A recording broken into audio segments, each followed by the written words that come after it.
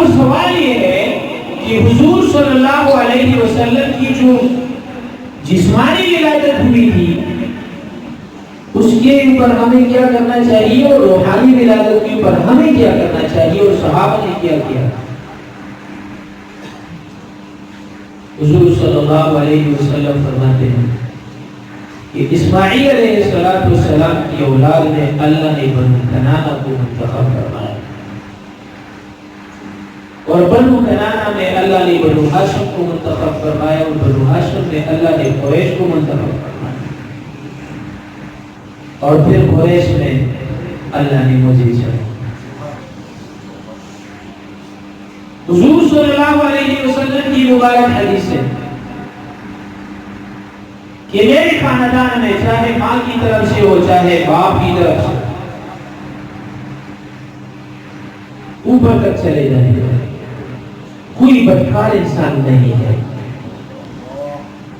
خود فرماتے ہیں اور بلکہ اس کے علاوہ اللہ نے انبیاء کرام علیہ السلام سب انبیاء کرام کے خاندان کو بدکاری سے پاک رکھا ہے۔ اس طرح ہوا تھا کہ بیوی پیغمبر کی دشمن تھی لوط علیہ السلام کی، لیکن بدکار نہیں، کمال کی بات ہے۔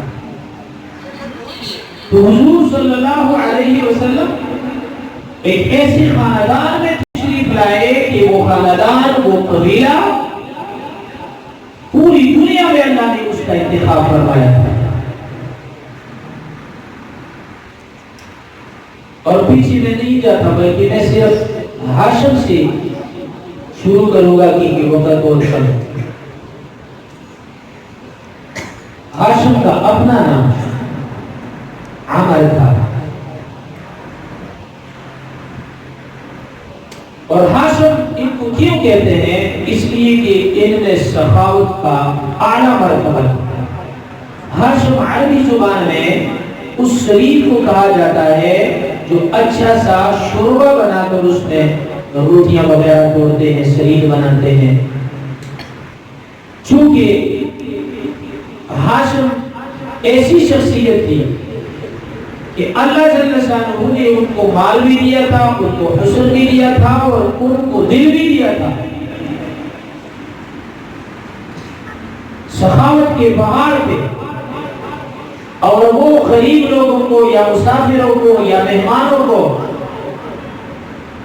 ایک نہیں، دو نہیں، 10 نہیں، 100 نہیں، اگر 1000 بھی ان کے دربار پر آتے تھے تو ان کو کھانا کھلاتے تھے اور زیادہ تر شریف بنا کر ان کو کھلاتے تھے، اس لیے وہ ہاشم کے نام سے مشہور ہو۔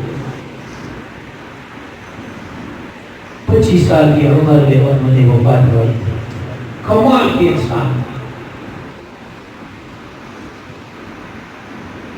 17-18 سال کی عمر میں ایسے ہوا تھا، آپ نے پڑھا ہے، سنا بھی ہوگا کہ اس وقت جب قافلے جاتے تھے شام کی طرف، ایران کی طرف یا دوسرے ممالک کی طرف تجارت کی غرض سے، تو چور ڈاکو وغیرہ بہت زیادہ تھے، یہ چیزیں عام تھیں۔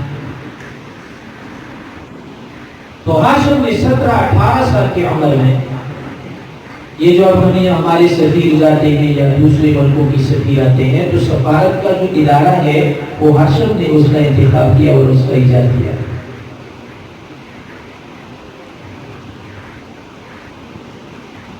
تو اس وقت روم کا جو بادشاہ تھا ہیراقل، وہ بڑا متاثر تھا ہاشم سے۔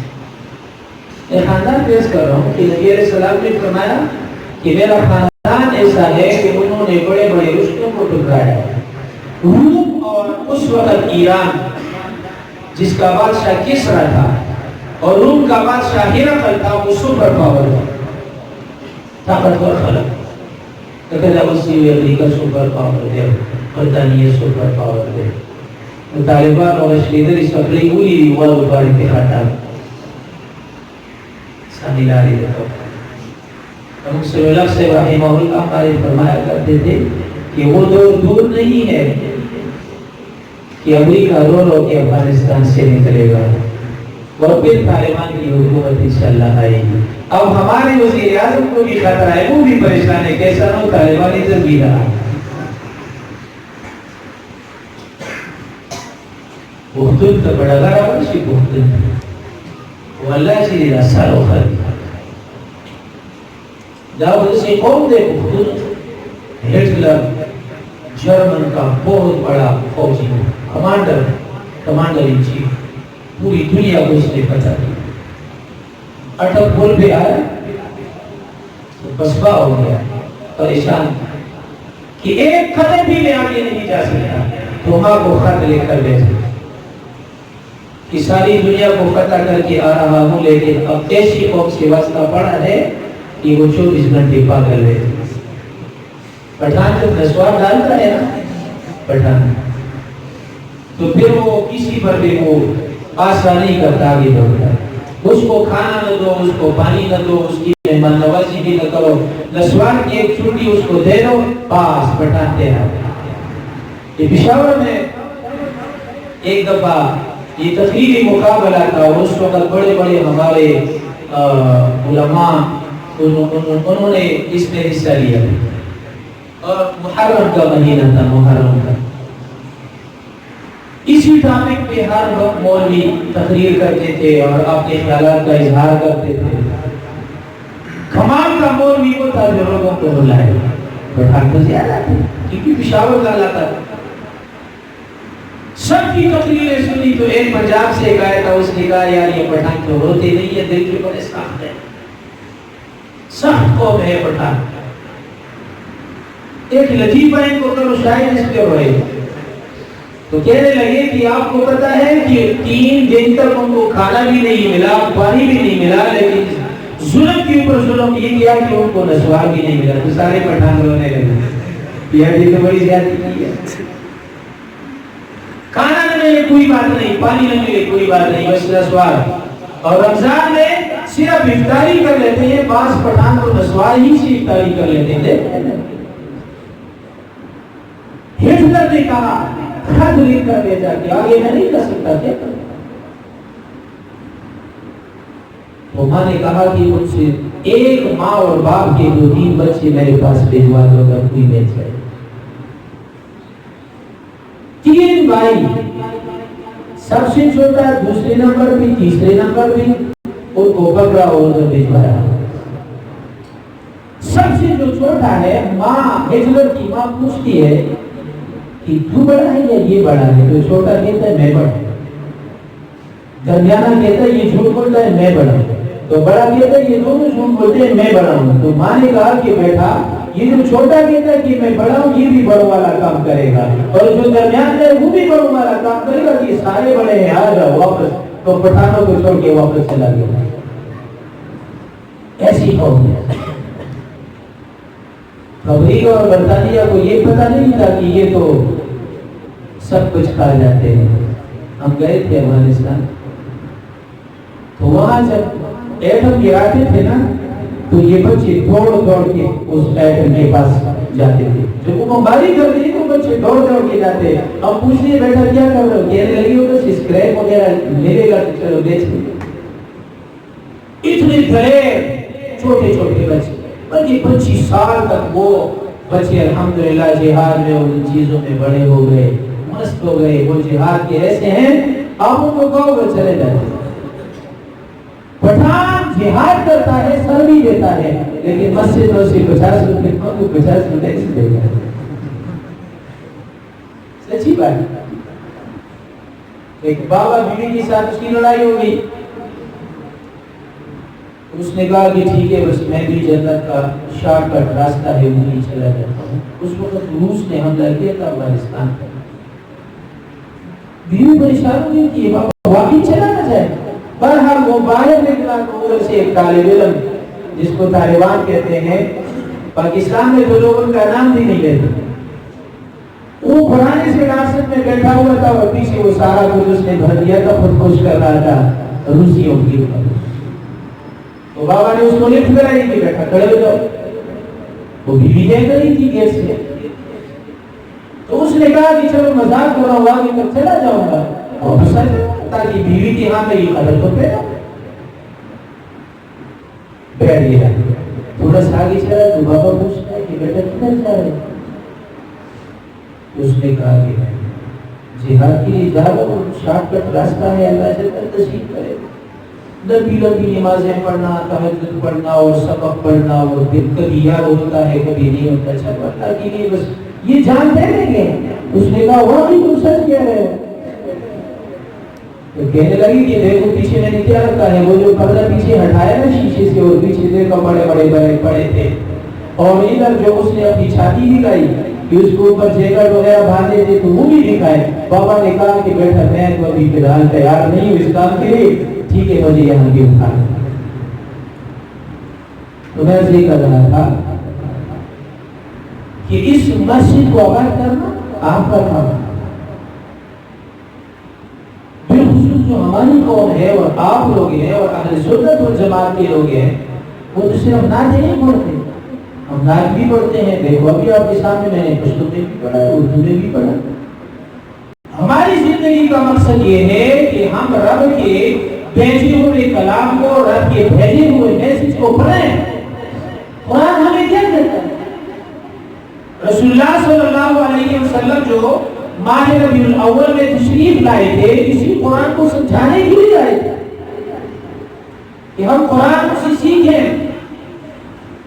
جو صحابہ کی جماعت حضور صلی اللہ علیہ وسلم نے تیار کی ہے، اور ان کی وجہ سے ہمیں ان کے توفیق سے آج ہم یہی کشمیر میں بیٹھ کے ہم مسلمان ہیں اور کلمہ پڑھتے ہیں، یہ اسی قرآن کی برکت ہے. جس مقصد کے لیے حضور صلی اللہ علیہ وسلم تشریف لائے تھے، ہم اسی مقصد کو آگے بڑھیں.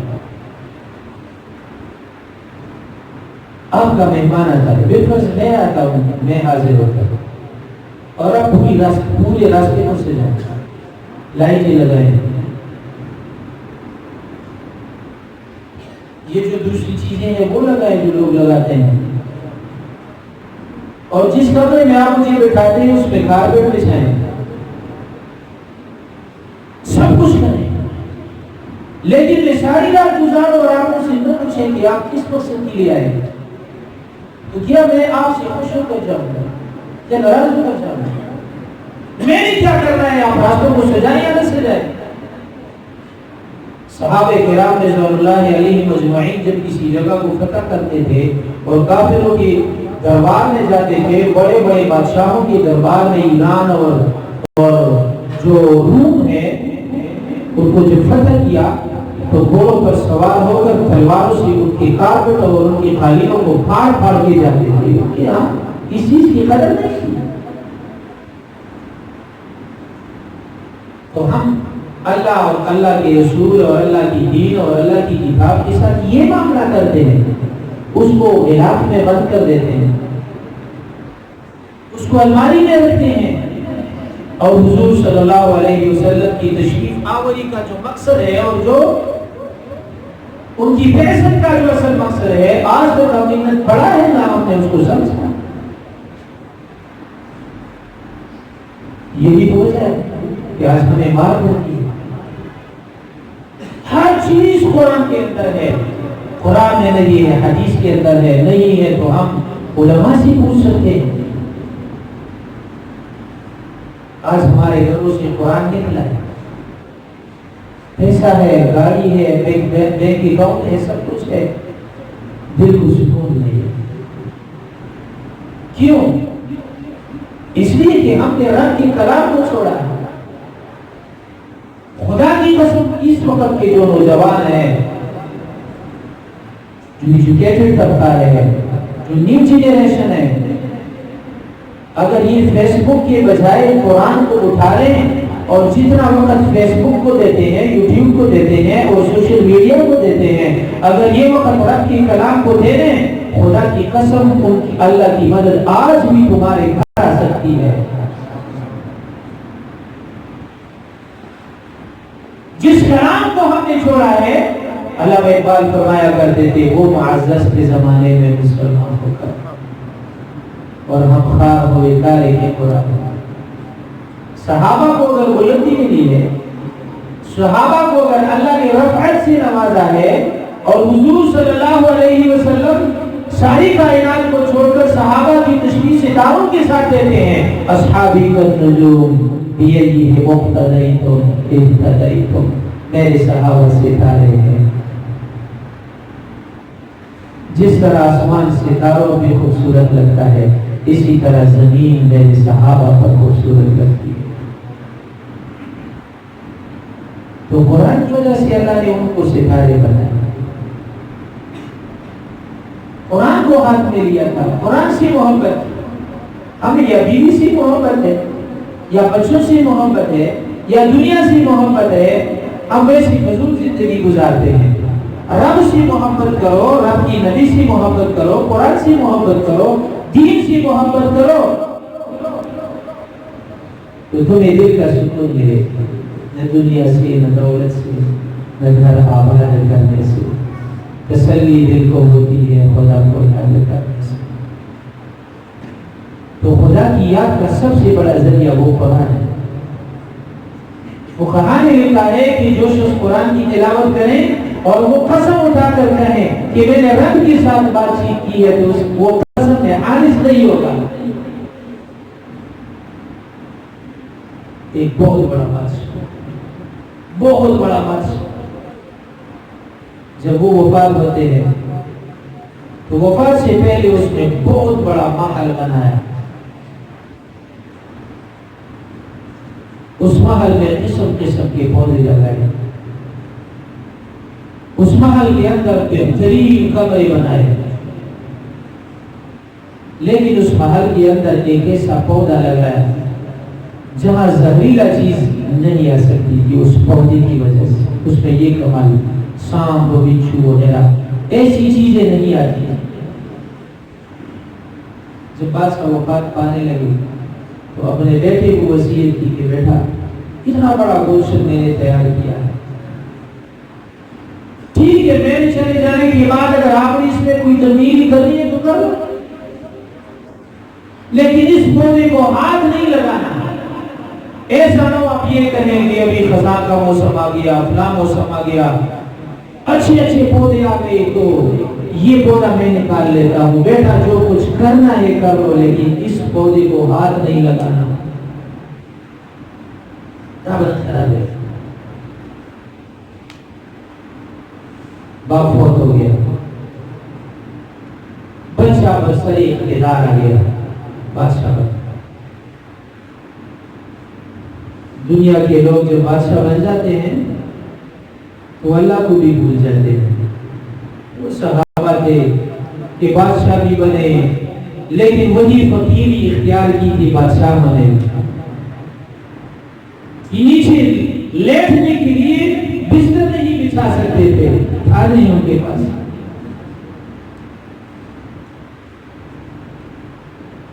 سب کچھ بھول گیا، باپ کی وصیت کو بھی بھول گیا. مالیوں سے کہا کہ سارے پودے نکالو، سب کچھ نکالو، نیا محل بنانا ہے، نئے پودے لگانے ہیں. باپ کی وصیت پر عمل نہیں. جس پودے کو نکالا تھا، جس پودے کو منع کیا تھا کہ اس پودے کو ہاتھ نہیں لگانا، اس کو بھی نکالا. وہی محل میں بیٹھا تھا اور سانپ آیا اور اس کو ڈسا اور وہ مر گیا. مولانا روح فرماتے ہیں رحمہ اللہ کہ وہ سب سے بڑے بادشاہ جو تھے وہ سرور کائنات جناب نبی کریم صلی اللہ علیہ وسلم، ہم سب ان کی وفانی اولاد ہیں. اور وہ پودا جس میں یہ کمال تھا کہ اس کے پاس زہریلا چیز نہیں آ سکتی کہ وہ قرآن ہے.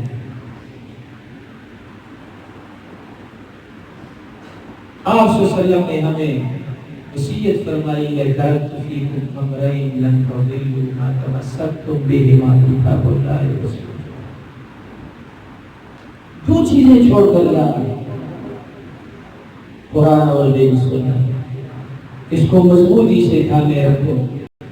لن تضلوا، تم کبھی بھی گمراہ نہیں ہو سکتے، کبھی بھی تمہیں پریشانی کا سانپ نہیں ڈس سکتا، کبھی بھی تمہارے اوپر پریشانیاں نہیں آ سکتی جب تک تم اس قرآن کو اور میری حدیث کو، میری سنت کو اپنے پاس رکھو گے. اس کو زندگی میں لاؤ گے، وہ جو سانپ تھا وہ دنیا کی پریشانی ہے۔ آج ہم نے قرآن کا پودا اپنے گھر سے نکالا ہے۔ صحابہ کرام جب گھر کا نقشہ رکھواتے تھے، گھر کا نقشہ بنواتے تھے، تو پیارے پیغمبر کو سب سے پہلے لاتے تھے کہ آؤ ہمارے لیے مسجد کی بنیاد آپ رکھیں، اس کے بعد ہم ضرورت کے مطابق قبریں بنائیں۔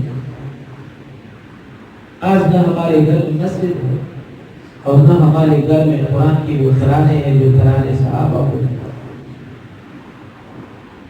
ہر گھر سے خدا کی نافرمانی کی آواز نکل آتی ہے۔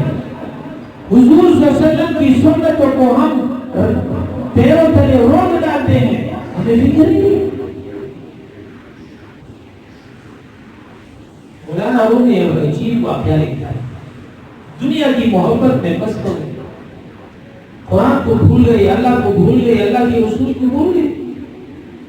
جس کتاب کی خاطر حضور صلی اللہ علیہ وسلم کے جسم مبارک سے مبارک خون کہ جن کی خون کا ایک قطرہ عرش اور کرسی سے بھی زیادہ قیمتی ہے، ہمارا عقیدہ ہے نا کہ حضور صلی اللہ علیہ وسلم کے جسم کا ایک خون کا ایک قطرہ بھی ہر چیز سے اللہ کو محبوب ہے۔ وہ خون پر آتے ہیں کس کی خاطر؟ قرآن کی خاطر۔ ان کے پیر مبارک خون سے لٹ پٹ ہوتے ہیں کس کی خاطر؟ قرآن کی خاطر۔ اور ہم دنیا کی محبت میں ایسے مست ہو گئے کہ ہمیں کچھ بھی نظر نہیں آتا، صرف خزر بھی جنوں کو جی بھی جو آسو رب مینتی نو سلام علیہ اور چیزیں جو ہوں تو شبشی اس بھی گیرے سی لدے تو ایزا پاما کھارے کھا